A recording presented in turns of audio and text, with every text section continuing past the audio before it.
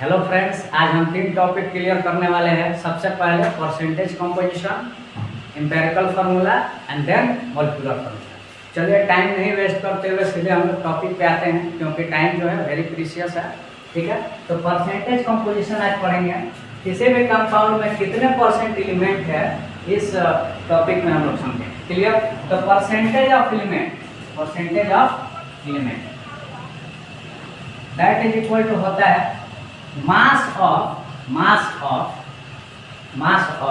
that element in that compound, that element in that compound, mass of that element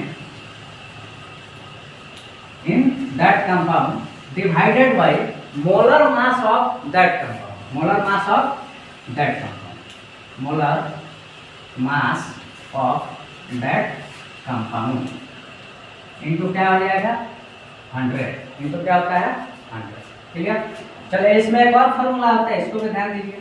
percentage element क्या हो जाएगा, that is equal to mass, atomic mass of that element, atomic mass of that element into number of atom, into number of atoms, जिसको हम लोग क्या बोलते हैं, atomicity भी बोलते हैं। क्या बोलते हैं? एटॉमिसिटी, एटॉमिसिटी डिवाइडेड बाय क्या हो जाएगा, इसमें भी सेम चीज, molar mass of that compound, molar mass of that compound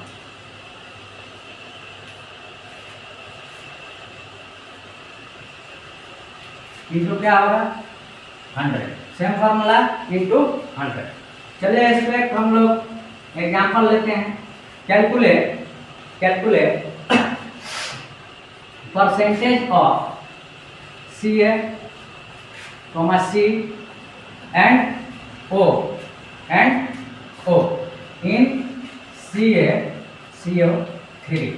इस कंपाउंड में आपको परसेंटेज निकालना है कि कैल्शियम का परसेंटेज कितना होगा, कार्बन का परसेंटेज कितना होगा और ऑक्सीजन का परसेंटेज कितना होगा। तो चलिए फार्मूला के थ्रू देखते हैं, बहुत ही आसान है यार। देखो, परसेंटेज ऑफ कैल्शियम, कैल्शियम का परसेंटेज, तो क्या करना है, मास of that element, mass of that element. चलिए दूसरा फार्मूला ज्यादा सुटेबल है, एटॉमिक मास जो है कैल्शियम का वो लिखना है और उसकी एटॉमिसिटी लिखनी है, मतलब कितने एटम हैं। तो एक ही एटम है और इसका जो एटॉमिक मास होता है कितना होता है 40 होता है, तो 40 ऊपर लिख देंगे, डिवाइडेड बाय मोलर मास। किसका मोलर मास? CaCO3 का। तो Ca का होता है 40 प्लस कार्बन का होता है एटॉमिक मास 12 प्लस 3 इंटू क्या आ जाएगा ऑक्सीजन, ऑक्सीजन का कितना होता है 16। ठीक है, टोटल जब आप ऐड ऑन करिएगा तो कितना आ जाएगा 100 आ जाएगा। ये क्या आ गया आपका मोलर मास आ गया किसका, CaCO3 का। तो डिवाइडेड बाय क्या आ जाएगा 100 इंटू क्या होगा 100, फार्मूला 100 से 100 कैंसिल, कितना परसेंट हो गया बताइए, 40% निकल गया किसका, कैल्शियम का आपका परसेंटेज निकल गया।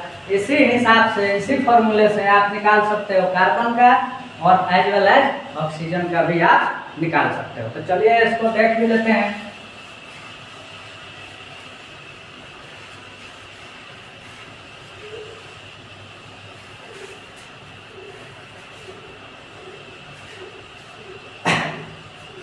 अब हम निकालते हैं परसेंटेज ऑफ कार्बन।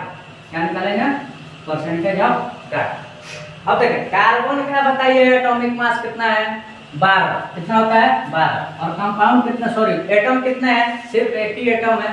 तो क्या करेंगे 12 इंटू 1 करेंगे, डिवाइडेड बाय क्या होगा molecular mass of that compound. तो मॉलिक्यूलर मास ऑलरेडी निकाले हुए हैं, कितना है 100। ठीक है, तो डिवाइडेड बाय क्या हो जाएगा 100 इंटू क्या होगा फॉर्मूले का 100। ये आपका क्या निकल गया परसेंट है, 100 से 100 कैंसिल, कितना परसेंट हुआ 12%। ठीक है, इसी हिसाब से देखिए कंपाउंड कोई है तो जाहिर सी बात है 100% कंपाउंड होगा, जिसमें 12% ऑलरेडी क्या है कैल्शियम है। और ठीक है, और कार्बन कितना है, सॉरी 12% नहीं है, कैल्शियम का परसेंटेज है 40%, 40% और कार्बन का परसेंट है 12%। तो टोटल कितना हो गया दोनों मिला के 52। तो बाकी जो परसेंटेज बचेगा वो क्या बचेगा बताइए जरा, ऑक्सीजन का बचेगा। तो यहाँ से हम कह सकते हैं डायरेक्टली परसेंटेज ऑफ ऑक्सीजन कितना हो जाएगा, 100% में से क्या कर देंगे 52 माइनस कर देंगे तो कितना आ जाएगा 48% आ जाएगा। कितना आ जाएगा 48% आ जाएगा। ठीक है, अगर आपको ऐसे नहीं निकालने आ रहा है तो डायरेक्ट फार्मूला यूज कीजिए। फार्मूला क्या होता है, परसेंटेज ऑफ ऑक्सीजन आपका हो जाएगा atomic mass of that element, atomic mass of oxygen into उसकी एटॉमिसिटी। तो ऑक्सीजन यहाँ पे कितना है बताइए जरा, 3 है। कितना है 3 है। तो वहाँ पे एटॉमिसिटी कितनी हो जाएगी 3 हो जाएगी। मतलब 16 इंटू क्या लिखना पड़ेगा आपको 3 डिवाइडेड बाय क्या होगा बताइए, molecular mass of that compound. तो मॉलिक्यूलर मास कितना निकाले हुए हैं 100 डिवाइडेड बाय क्या होगा 100। फार्मूला का क्या होता है 100, 100 से 100 क्या हो जाएगा कैंसिल हो जाएगा। कितना आ गया 48% आ गया।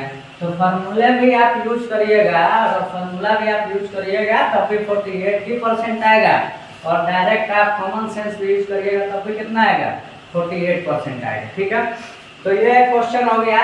थोड़ा सा और अच्छा स्टैंडर्ड का एक क्वेश्चन लेते हैं जिससे आपको और जो ये टॉपिक है, ये कॉन्सेप्ट आपको समझ में आएगा। सिर्फ रटना नहीं है कि फार्मूला रट लिए तो आपको क्वेश्चन समझ में आ जाता है, थोड़ा बहुत भी घुमा के देगा तो आपसे नहीं बनेगा। तो इसलिए एक और हम लोग देखते हैं क्वेश्चन।